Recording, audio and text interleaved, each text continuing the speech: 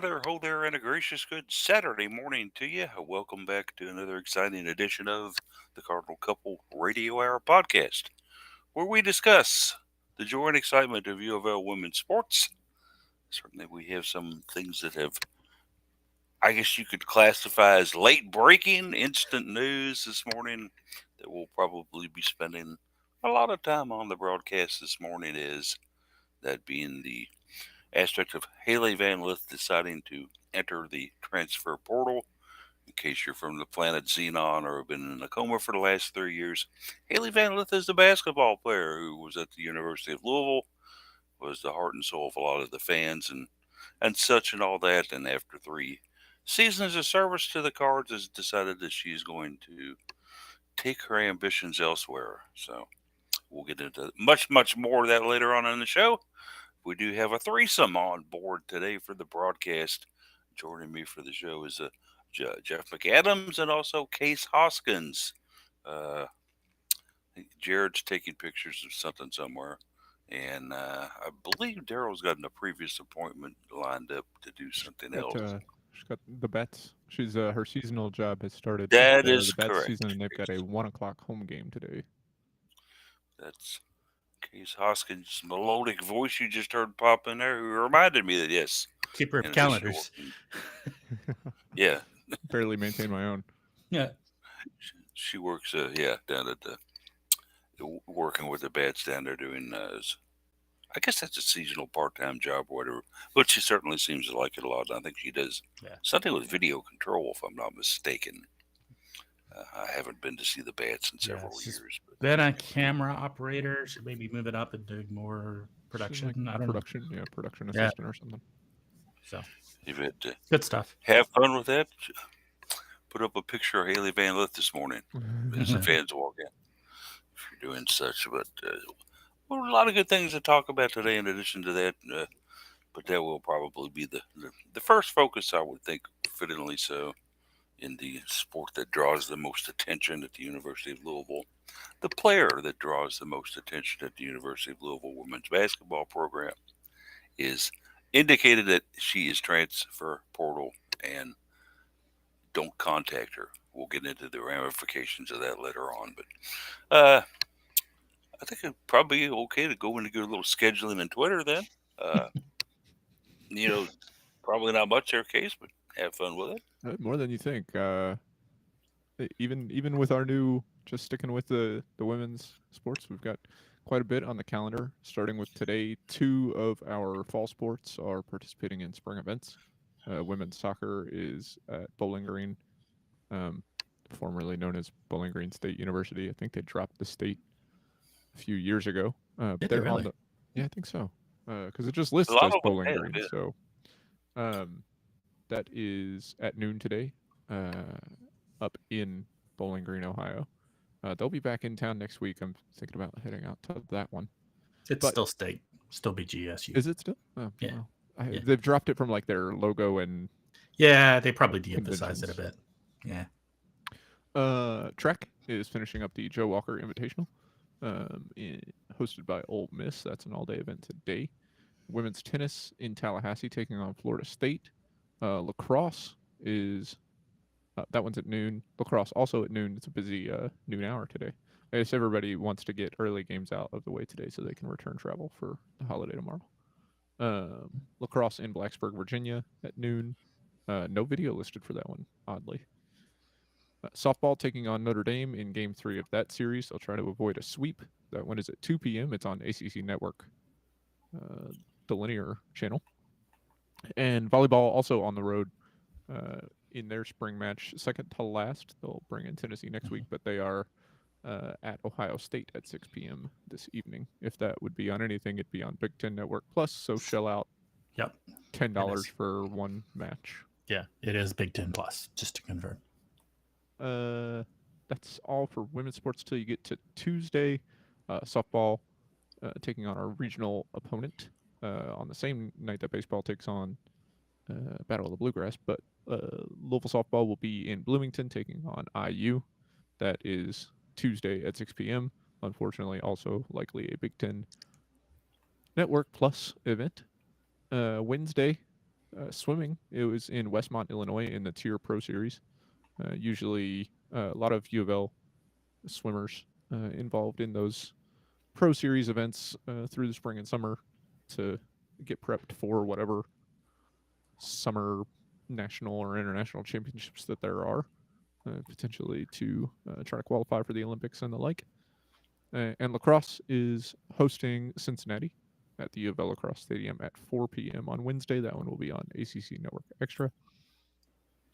Women's golf starts the ACC Championship in Greensboro on Thursday. The swimming event continues.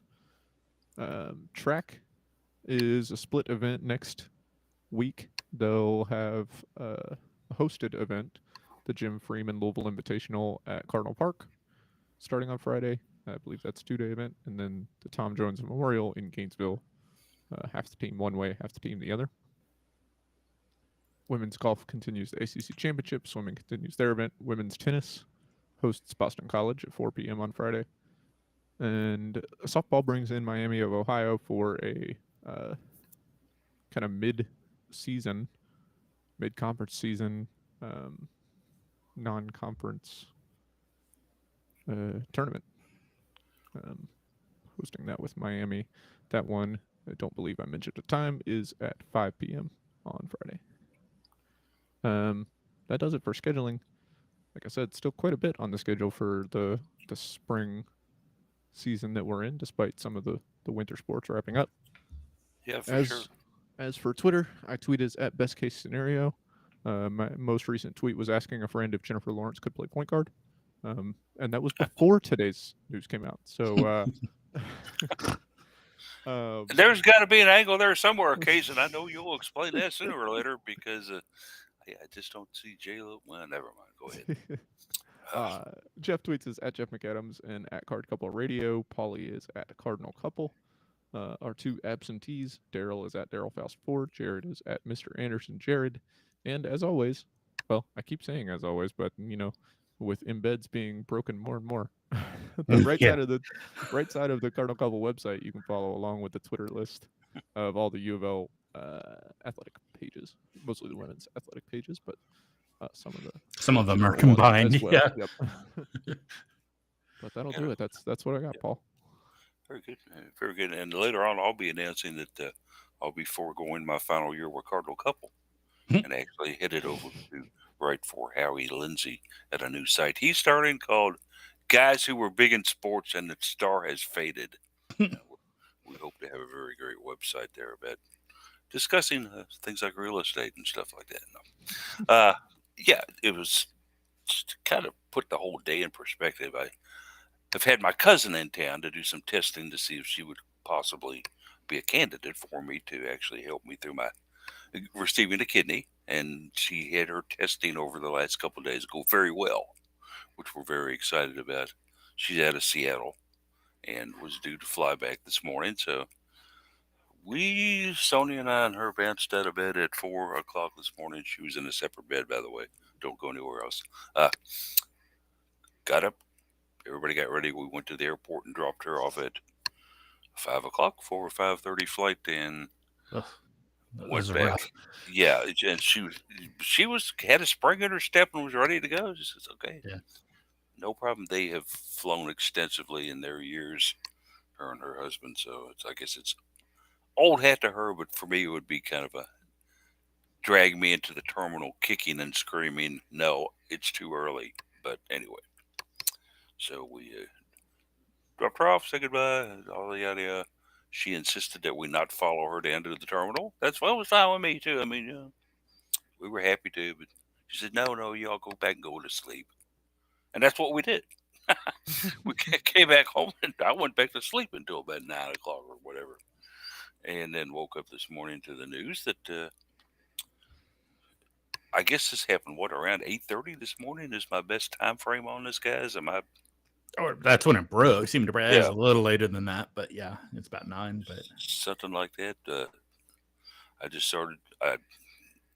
saw it through our kind of inline text system that the 5 of us use here at Cardinal Couple here, where we exchange texts back and forth and stuff. I want to say it was Jared that brought that up, but it may not have been. It was.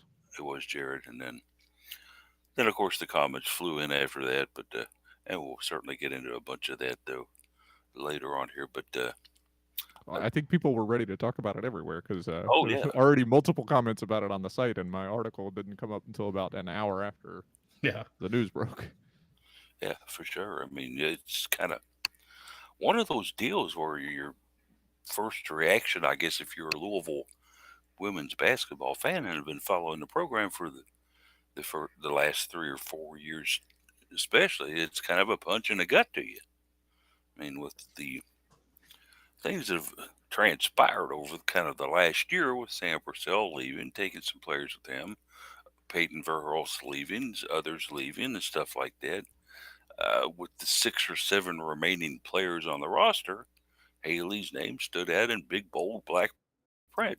This is the one that everybody is concentrating on guiding the team her senior year. Uh, well, it's not going to happen now, folks.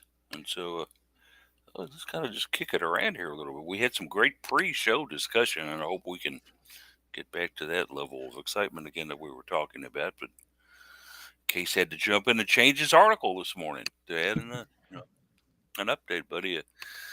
Yeah, what's your thoughts on this?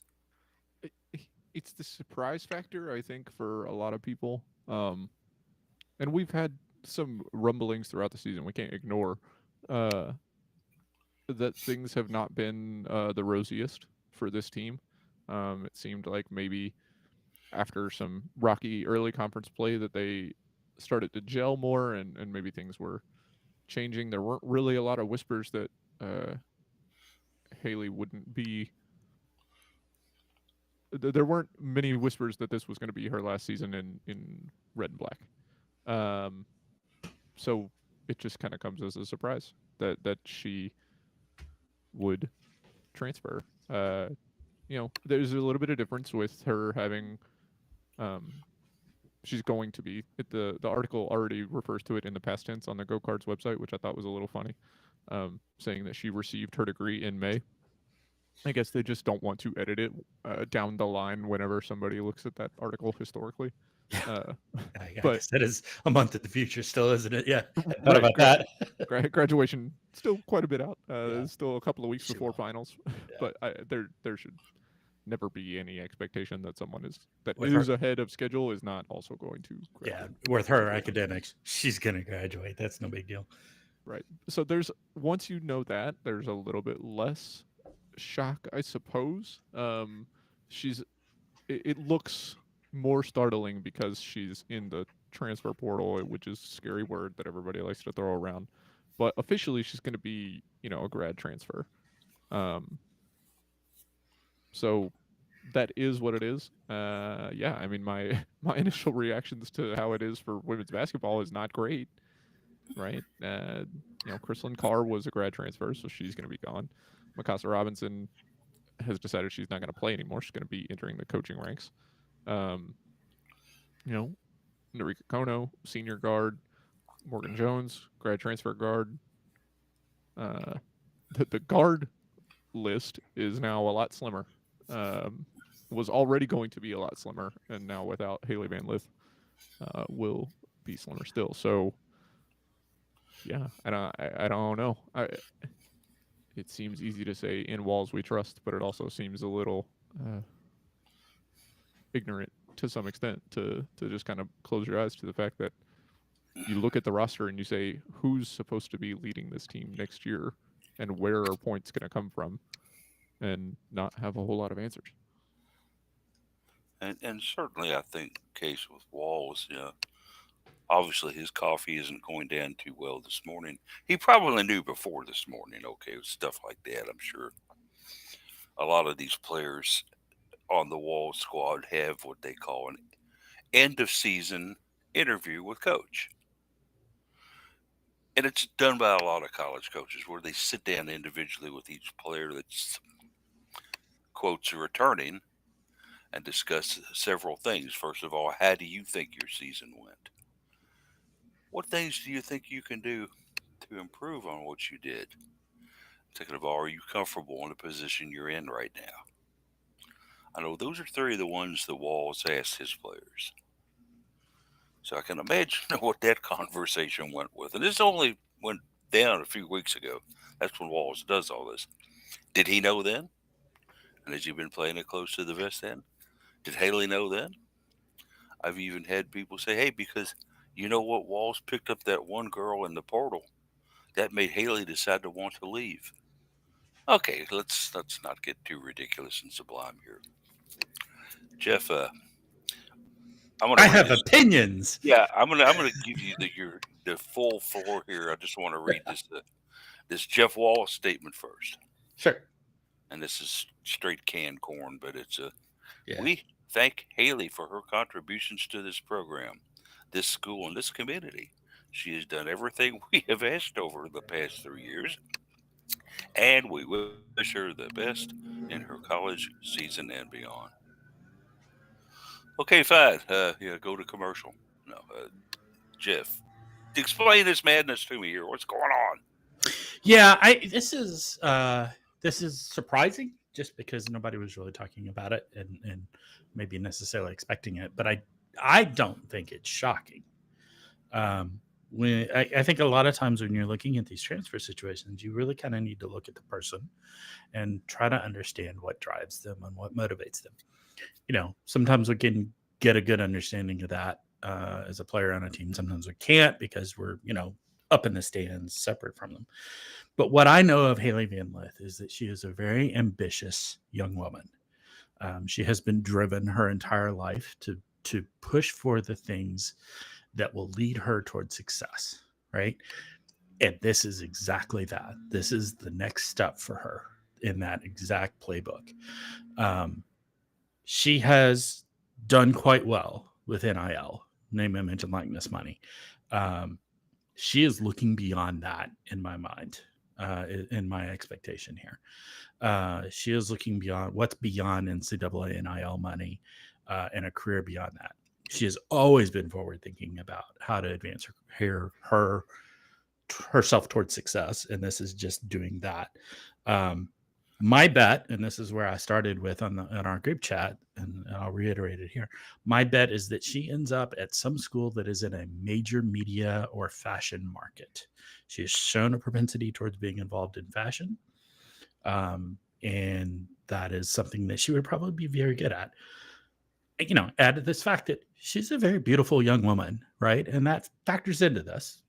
It's not spectacular to, heartwarming you talk about it, but it is part of it. She will probably want to find some way to be involved in the fashion industry. You combine that with, how do you get rich in the USA? It's not having a job that makes a lot of money. It's having a lot of money that makes a lot of money, right? And that whole field is called finance. And her degree is that she is still in the future to get, but, talking about in the past tense, is in finance, right? She knows what she's doing here. She's positioning herself in a bigger market to be able to leverage her success into more success in the future. I commented on a Twitter thread. It's similar, I think, to the playbook that Katie George used, right? NIL money didn't exist when Katie George was here, so it wasn't about transferring to get NIL money. But Katie took her experience, her some amount of celebrity here in Louisville, playing as a Louisville player in Louisville in volleyball. Also, again, a very beautiful woman. And went from that, took an internship and got hired on at WDRB, right? Was there for a couple of years, moved to Milwaukee to work with the Milwaukee Bucks organization, which was a wonderful move from a professional move to show that she's capable of doing stuff outside of a local market or and outside of the volleyball world, right? And then from there on to the ACC Network and the ESPN organization, where so many doors opened at that point for her, and she's done amazingly well with it. This is the same thing. Haley wants to move from the Louisville market, where she has a lot of celebrity now, and move into another market where a bigger market, more central market, more mainstream market where she can get more. That's what this is in my mind. It's business. I think what you're saying is that she should transfer to the University of Milan. Yeah, well, I think she has some more to get out of basketball. No, yeah, Yeah, I was just holding on to that, Jay. but yeah, I was no, waiting for it. yeah, I I pulled it get up it. just to make sure what it was called. Like I had to get it Yeah, in there. very good. No, I think ideally she would land in New York in her mind.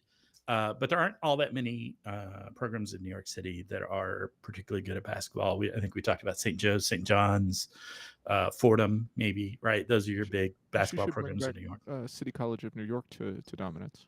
Yeah, The yeah, only team to ever win the NIT and NCAA championship in the same year. yeah. Um, What's the distance I from wouldn't be Storrs, Connecticut surprised. to New York City? Yeah, it's not far. It is possible, honestly. But I wouldn't be surprised if she ended up in Miami. Katie Myers could get another pickup like that. They've had, the Cavender twins last year. So it's a similar thing for them, and it's a bigger market and big in fashion. So that, or going out to like USC or UCLA in the LA area, which is obviously big in fashion as well. So those are my expectations. USF. A lot of people, yeah, said Uh, that. yeah, I mean, yeah, USF well, could be Dave certainly. Fernandez is a great coach down there. Yeah, good He's guy. done wonderful things with the program down there, and a wonderful Yeah. guy to boot. Similar Very style friendly. as Jeff Walls, which we know she works well with. So Was always a great interview when they would come in here and play us in Big East days and such. yeah, And knows his players inside and out and knows them yep. quite well. Uh, that's a possibility. I remember back when we were recruiting Haley, Baylor and Kim Mulkey were in the picture right down to the very end.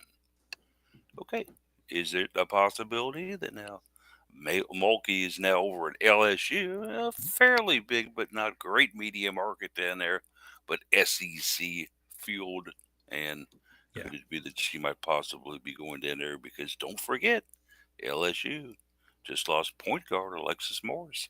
Yep. She's gone. Could be a good fit. That's a possibility. I will note that her Instagram story yesterday showed her being in Brooklyn.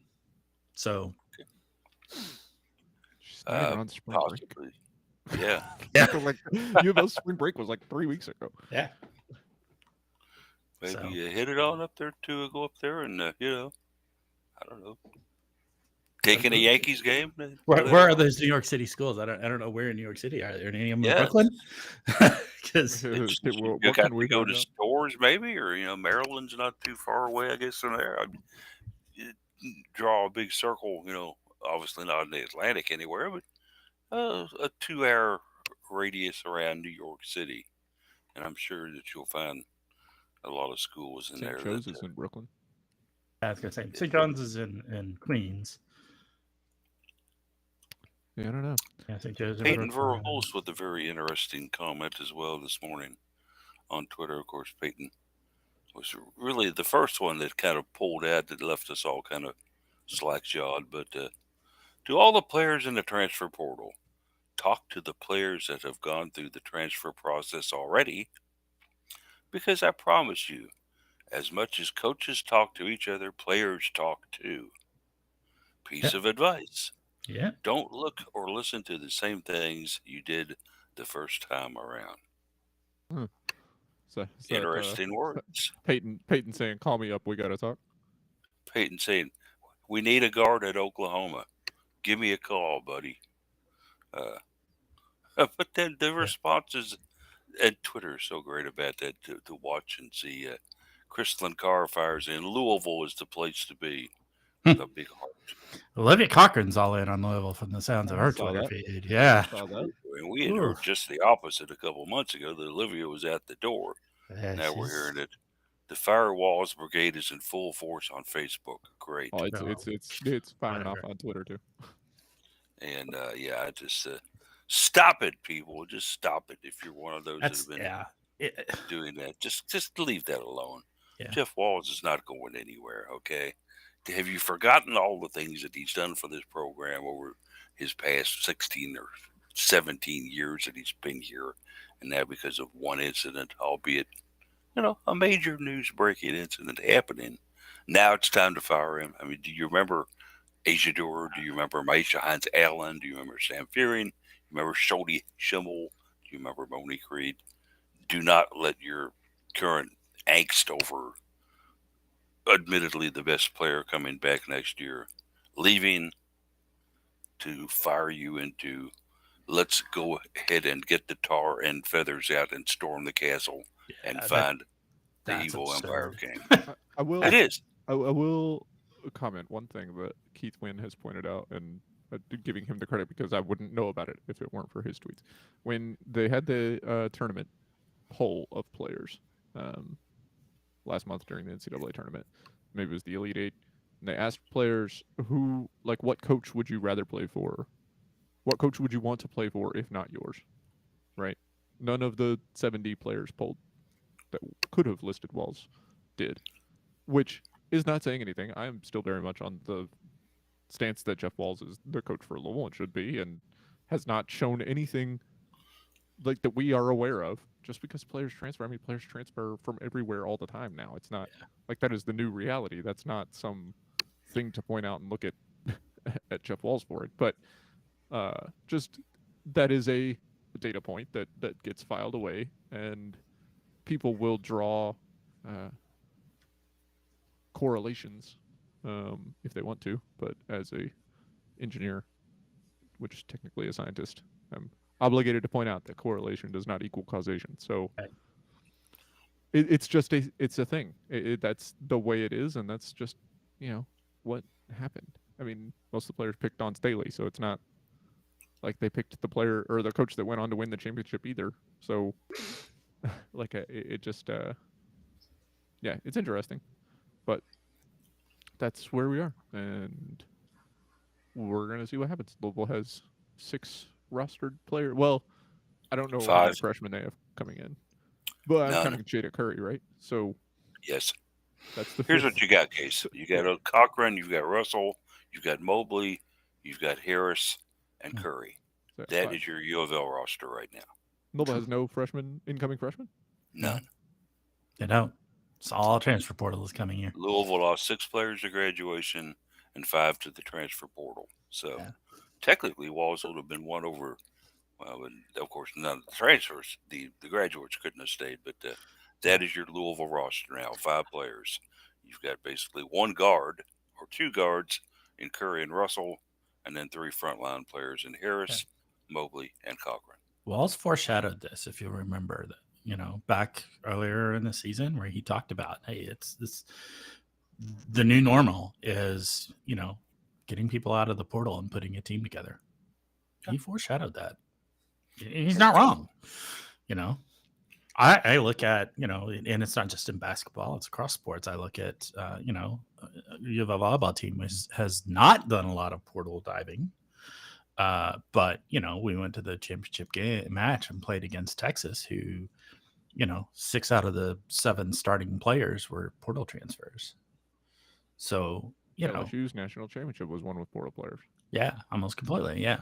So it is the new normal. It is the way things are. It ultimately is probably better for the players. And volleyball has to they haven't been a team that's known to be made up of transfers, but the transfers they've landed have been very impactful ones. Yes. Yeah. We've had about 2 transfers a year is what we've had in volleyball. Our starting setter has been a transfer since Katie George left. Yeah. Yeah. And you're right. The ones that we've had have generally been pretty impactful. So, yeah. And you just got, Tori Dofer, Anna Stevens, and Raquel Lázaro, Wilma Rivera. Wilma Rivera in there as well. Yeah. They've all been impactful, important transfers. Just haven't been many of them. So,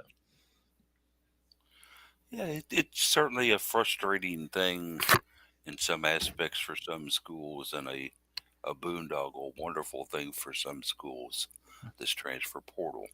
I guess it all depends on which side of it you land on.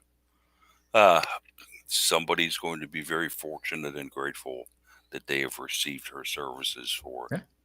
I guess, is possibly 1 year. I doubt she tries to stretch it out to 2 years, but then again, we never know. Yeah. Because I think technically she's still covered over that COVID blanket. She is. If I'm not mistaken, Jeff. She could play a COVID year, so she does have 2 years of eligibility potential available. Yeah. I doubt thought that was very interesting. seriously she uses them. But go ahead, Casey. Yeah, I was going to say, I agree, Paul, that I doubt she will use it because Louisville's article was not. It didn't mince words. It seems like we've discussed she has a do not contact in the portal, so she presumably already has a landing spot. Right. Uh, Louisville's article is titled "Van Lith to forego final year of eligibility at Louisville," but it's Yeah. not. It wouldn't be her final year. She could play 2 more years here. Hmm. So presumably there's knowledge there that she's not going to be extending her COVID year, or just because she hadn't announced yet that she would, the assumption is that she won't. So, yeah, I think she's going to transfer somewhere. The more Jeff says it, the more he's trying to pull me to his side. That it's not a basketball related move. I mean, it is to some extent, right? She wouldn't be transferring out uh, if there was not some reason that she would want to transfer out, What, right? what But what year was the COVID year? It was the 2020 year, right? yes, Yes, would her first season have been? It the would have year been. before that because she played a year with Dana. Yeah. She's her first year was 2020/2021.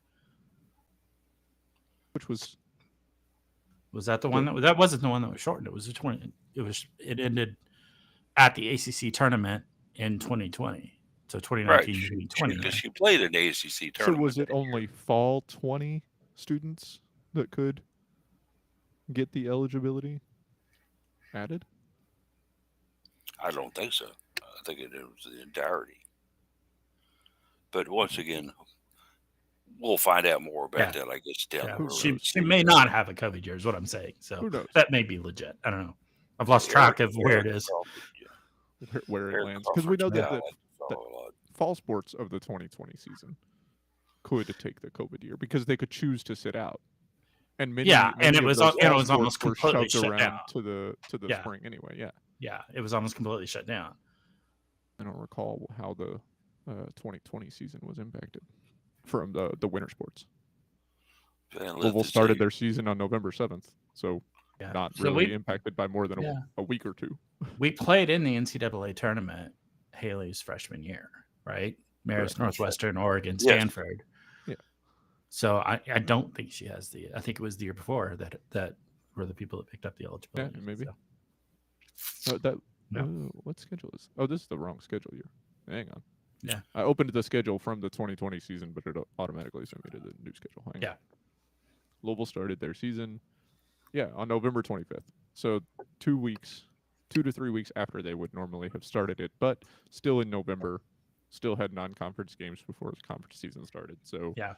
it was largely unaffected for winter sports. So it Right. may be, yes, that only the fall of 2020 sports were impacted by Right. COVID eligibility. Yeah. Anyway. One of the areas that Haley liked to, and I assume will still probably frequent a lot, is Instagram.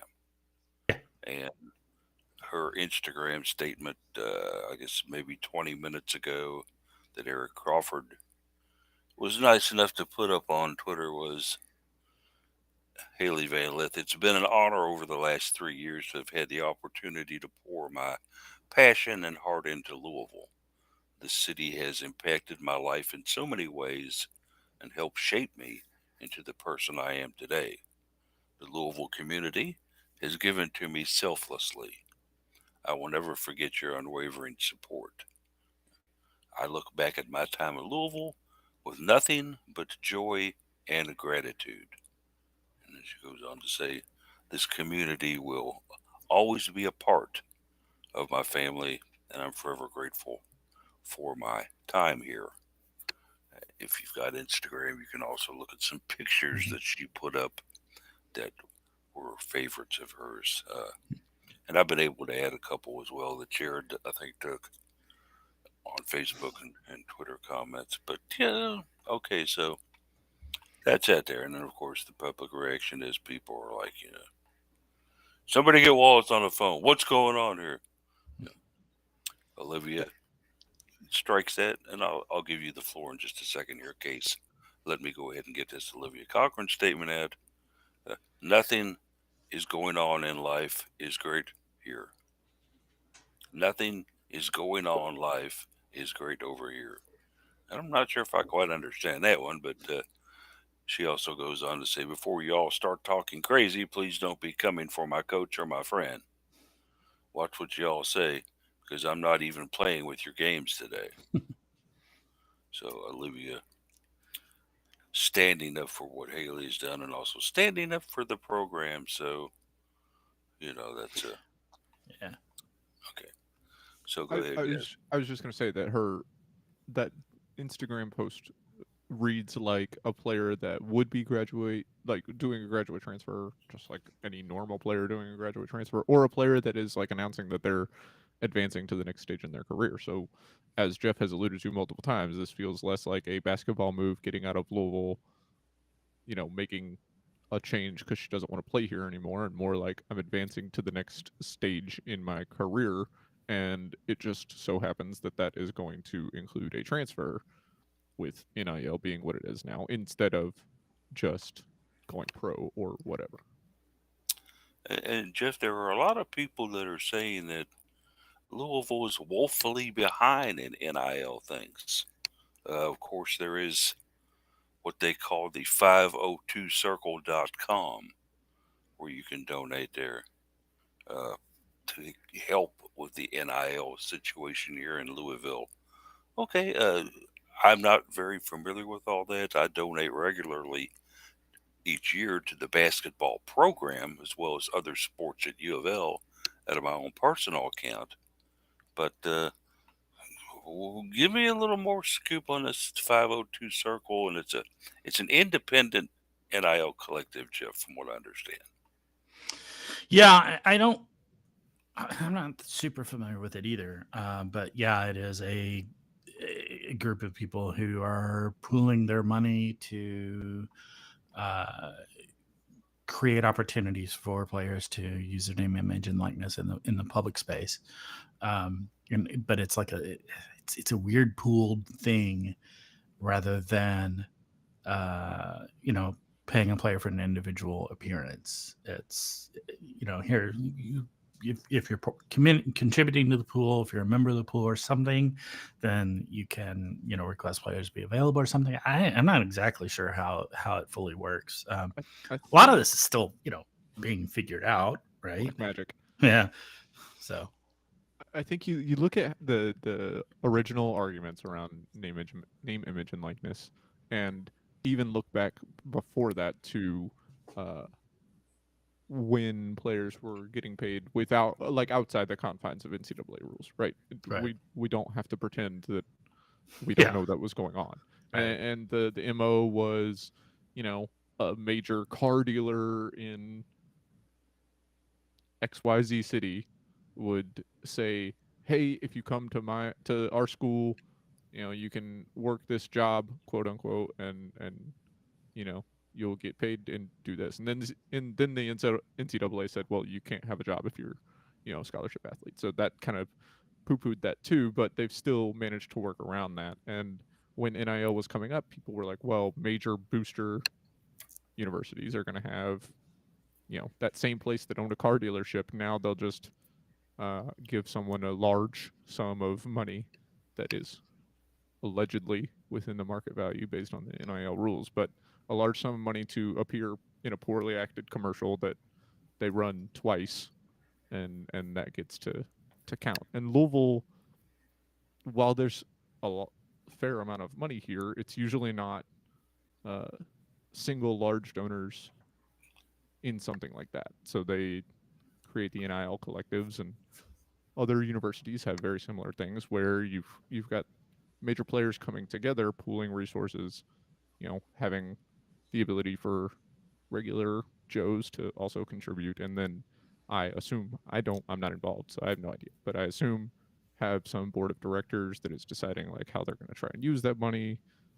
Probably uh, under the table conversations with coaching staffs about who they want to pursue and what they want to do to try and maintain players and that kind of thing.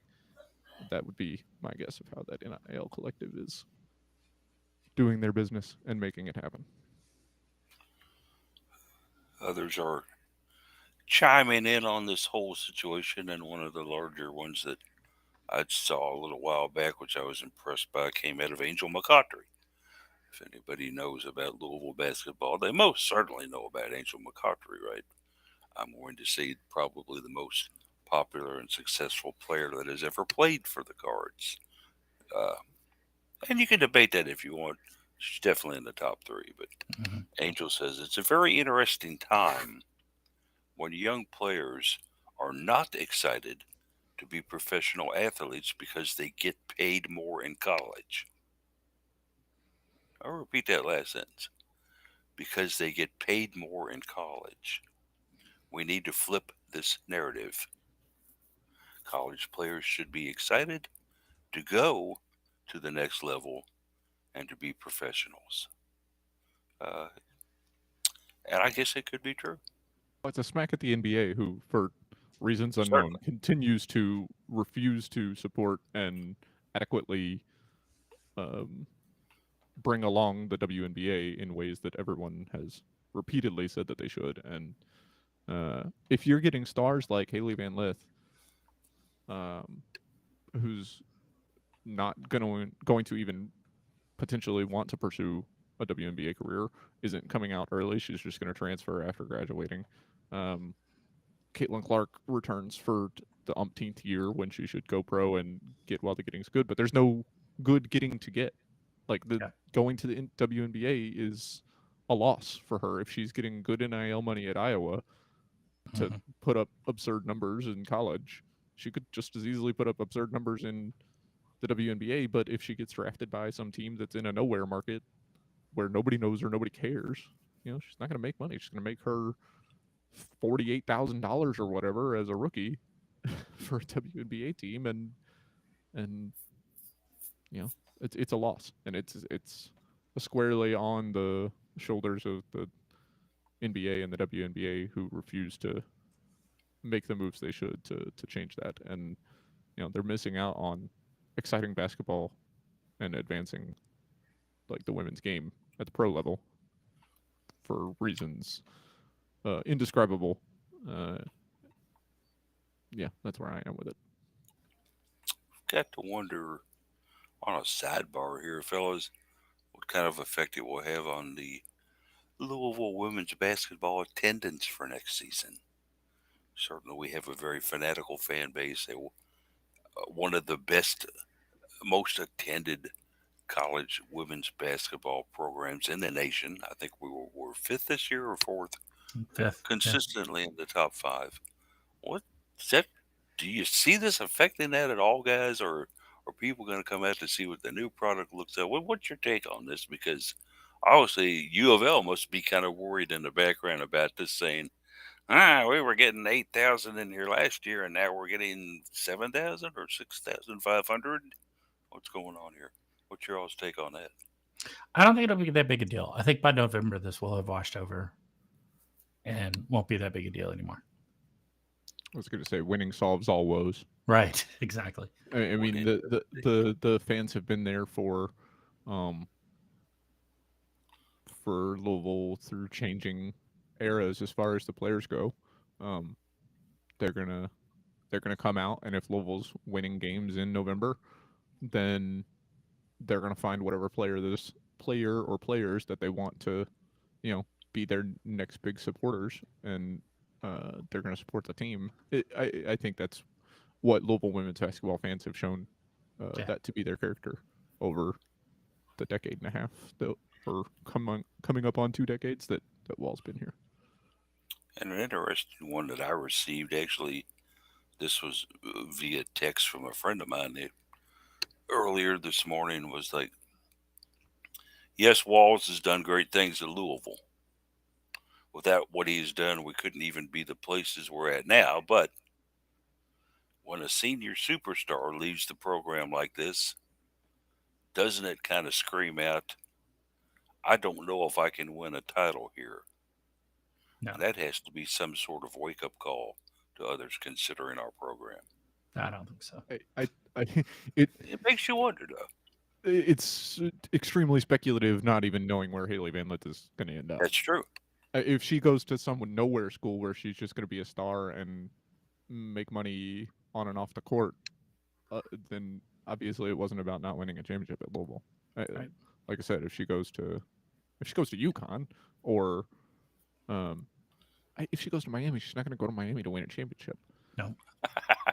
Why would not think so? Sorry, Hurricanes. Like you Yeah. made your first. I mean, they're made they're your they're a first good elite eight. team. They're a not good gonna win the team. championship next They're year. not going to win championship. Even if next they year. add Haley Van Lith. So Yeah. You're going to be getting hate mail from Katie Meyer there. Oh, Case, no. be careful. What do you mean we're not? We're a shaking in my contender. boots. It'll get lost in the Be mail on scared. its way from Florida to here. I mean, if it wasn't bad enough, we found out earlier today that the top 50 best college cheerleaders in D1, Louisville was sixth out of the top 50. WKU was ranked higher. Go figure that one. UK was ranked second. Don't know about that. Alabama was first. In what? Best college cheerleaders. From what ranking? Well, I mean, our college cheerleaders won a national championship yesterday, so I don't know Yeah. what They're ranked Yeah. sixth, though. They're actually ranked sixth. And there are Right. so many different categories Yeah. when you come to this. Oh, the This NBA. year- and- Yeah. Well, and keep in mind you mentioned Kentucky. Kentucky and Louisville compete in different organizations in cheerleading. Yeah. True. So it's kind of a bizarre non-comparison, but I don't know. and I don't Haley- think anybody's coming to U of L for women's basketball because the cheerleaders are good. Yeah. I don't think they are. I don't But think then that's like again, a draw for most. You of never the know what motivates some people.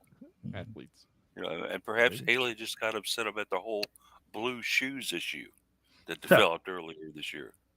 And just said, to heck with it. I'm going to a school that's got blue in their color. Milan University, their primary Absolutely. color is blue. Yeah. So The St. John Johnnies up there in New York City there's just got red. blue in there. No, I don't know for that for sure, but it was something that kind of changed the whole stature of what we were going to talk about today Yeah, on the broadcast. certainly. As certainly we wanted to review a little bit of softball, and I guess maybe it's time to just kind of let the horse sit here for a minute and catch its breath, and let's go ahead and move on to another race. Softball it actually came into the series against Notre Dame with a better record and some things going for them, and then all of a sudden, boom! Case, what has happened here? We've lost our first two games of the series to Notre Dame. Yeah, Louisville was on a 9-game conference winning streak, which looked a little better than it really was. They, in the midst, had lost some non-conference games, including to Charlotte. But nine-game conference winning streak, hadn't lost since losing those first two of the season to Duke, and promptly lost 2 in a row to Notre Dame, who is at 23-10. Like you mentioned, entering the series, Louisville was 24-10. Notre Dame 21-10-1. I haven't dug into where that tie comes from, but Cards were a little higher up there. Yeah, I think they ran in called game and a weather drop game. dead dates. So- We got to go something like catch that, a yeah. flight out of here. Yeah. So this game has to Yeah, be over by. I think Louisville had or was on they were on the books for a tie with Florida State last year before they walked it off, I think. Yeah. But yeah, it was kind of a tale of two games as well. In the first one, Louisville gets a pretty dominant pitching performance from Taylor Roby. Zabala, not a great one. Only gave up 1 run, solo home run, but got chased from that inning after also giving up a double and a walk. Roby comes in 4 2/3, no runs, just 1 hit. Louisville was only able to scatter 6 hits across 7 innings, so they lose that game 1-0. And then last night, kind of the exact opposite. Louisville scores 6. Taylor Roby gets smoked in an inning and a third. Sambu gets smoked in an inning and 2/3.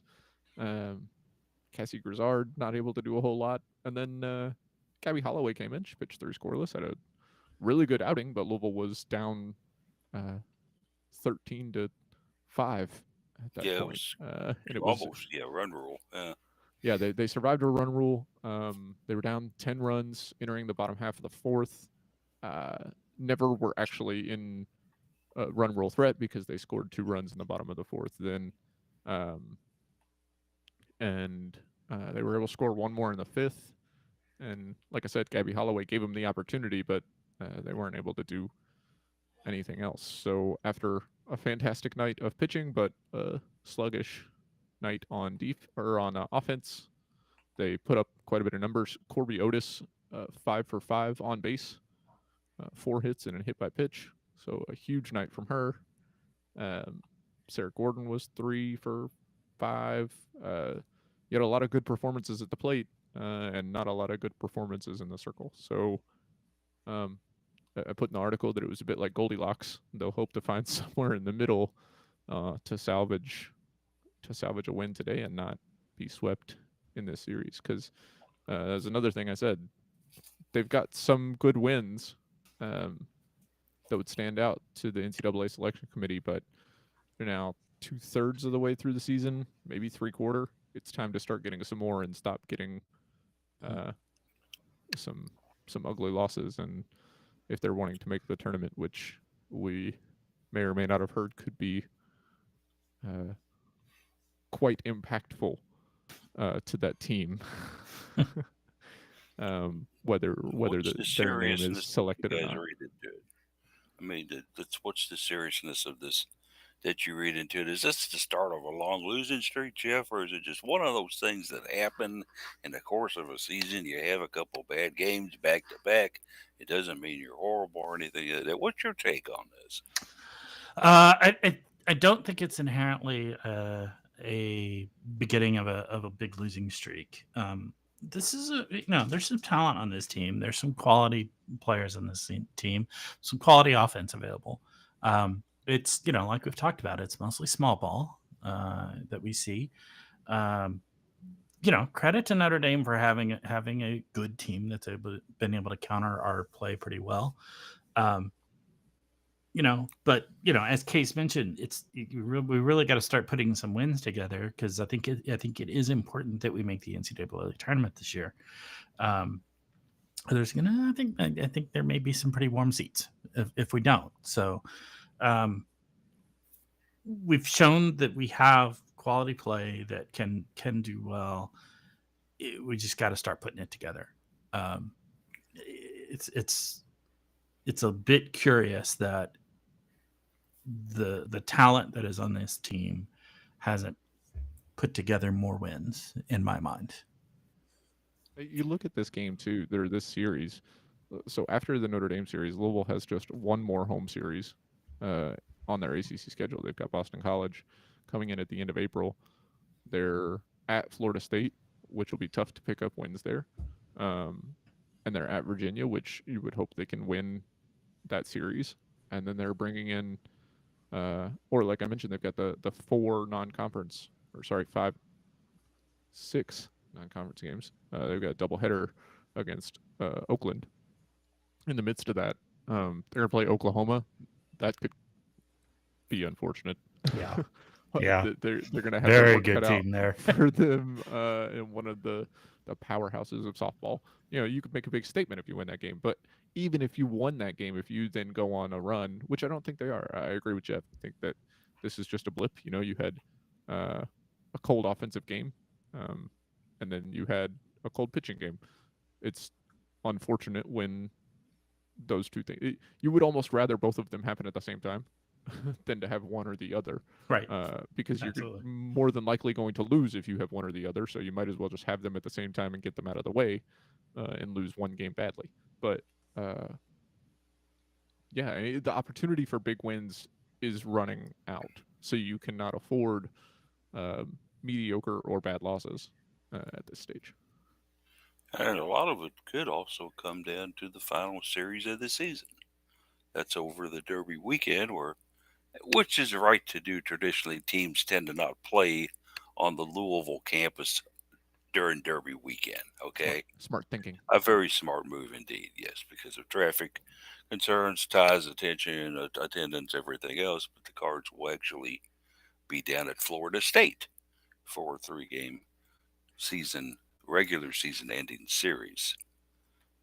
And Florida State obviously pretty good in softball, so Yeah. That series right there could be very, very important to depend on whether Louisville is going to get a bid to the NCAA tournament or not. How strong is the ACC considered to be in the scheme of things this year in Division One women's softball? These things to be determined later on. Certainly, I think the main thing on everybody's mind right now is come on, Cards. Let's see if we can win this one, and then maybe you got your annual rivalry with IU coming up after that, and that's fine, well and good. I don't know what IU's got going, but we'll see. But I'm sure Holly April is probably thinking to herself, "I'm throwing my best pitchers out here, Hmm. and I'm getting pounded pretty well." A number of them, number of very good pitchers. So So we'll kind of see what happens with that with the Cards. Be watching interesting, and the fact that today's game is on the ACC network proper. What do you think the discussion is going to be about Van Lith? Do you think they morph over into talking about women's basketball? Go, the Cardinals, stunned by the loss of Haley Van Lith, who was best known for her pigtails. And when I saw that byline from our one great newspaper, Haley Van Lith, best known for her pigtails. yeah, that was I mean, cringe. what else did she do here in Oh, yeah. 3 years? Oh, she grew her But pigtails. like I said, it's not wrong, but yeah, it's pretty cringe. It's like, is that really what you saw? Yeah. Unnamed writer in her 3 years here. Okay, fine. My favorite was when she would get into a press conference, sit up there at the podium after the game, and she would immediately grab a stat sheet and look at it, and you'd see her shake her head and then kind of nod and then shake her head. She was scanning that whole stat sheet in the space of about 20 seconds. Yeah. Just boom, there it was. So we shall see. Best of luck, of course, to softball as they try to take one today against the Irish. Let's hope that they do. But we still haven't talked lacrosse, and in the few minutes we've got left here, let's go ahead and go ahead and pay a little, deference to the lacrosse program because they actually go to Virginia Tech today, guys, and this one will start at noon. Uh, from what I can tell, it is on the ACC Network Extra, so if you want to watch it online, certainly do that. Uh, a Virginia Tech squad that is 6-6 on the season, 2-4 in the ACC. They do have a win over Duke on Saturday, last Saturday. It went to triple overtime. Go imagine that. But they did beat Duke. So they're coming in with a bit of a head steam because I think Duke was in the top 20 at the time. So they're going to be defending their home turf with a little bit of steam. Louisville does lead the overall series against them. And the Cards actually did beat them last year. Of course, it was at the Louisville Lacrosse Stadium, 14-11. So I'll ask you guys, how important is today's game to Scott Teeter and his program? Whoever wants to go first, jump for it. Yeah, I think it's a little similar to softball that we need to start getting some wins. I think maybe that seat's getting a little warm as well, and like the comment was made earlier, wins cures all ills. Um, eh, that's another place where there needs to be some advancement. I think we've seen better play out of the team, but the wins aren't coming yet, and that's still part of what needs to happen. Yeah, I mean, being 4-8 on the season, obviously not anything that's going to get you into the postseason tournament, but it's something that you got to worry about a little bit, I think, as far as not only coaching longevity, but also recruits, Yep. bringing in Yeah, players. and it's not just 4-8. It's 4-8 after starting 4-2. Yeah, Um, you lose to Marquette, who you've traditionally been able to beat, albeit on the road, but that's just the way it is. Um, showed fight against. I think what's unfortunate is that uh, Louisville is just able to be outlasted against some of the teams that are better than them. Um, You look at Boston College; they led that game 5-0. They lost 19-8. That's not good. Yeah. They trailed North Carolina 9-7. They lost 20-7. Um, Smoked by Syracuse, smoked by Ohio State. You know, lost 19-8 at Clemson. Clemson is, I'm pretty sure, like a brand new team. Yeah. First year. First year ranked in the top Yeah, pretty 25. much. We've given Scott Teeter a lot of time, and we've talked about how Louisville needed to be rebuilding their program, but they had a program. They had a program that could be rebuilt. Clemson didn't have a program, and they're ranked in the top 25 in their first season, and they're beating Louisville by double digits. Um, I think today you have to win. We're to the point where when you have games that you should win, you can win, you have to win them. Mhm. It's I am running a bit out of grace personally, um, but I don't make any decisions, and it doesn't really matter what I think. But uh, yeah, I mean, when you finally won your first ACC conference game, it was like that's great. And then the next year you won another one, and you're like, okay, wish we would have won two. So if you go another year where you only win one conference game, it's not. It doesn't work that way. So yeah, I think they should. I think they kind of have to win today. I know that Scott has built a very good staff with Alexis Mhm. Morissette. Obviously, a fantastic player in her own right. Has been a very good assistant coach. She's got Mhm. Daly in here now too, who's a very good coach in her own right in the Northeast. But it's kind of interesting to read some of Scott's post game descriptions of the action. It's just like, well, we just didn't come out right out at the start of the game very strong. And then next week you read, well, we just didn't start the second half well.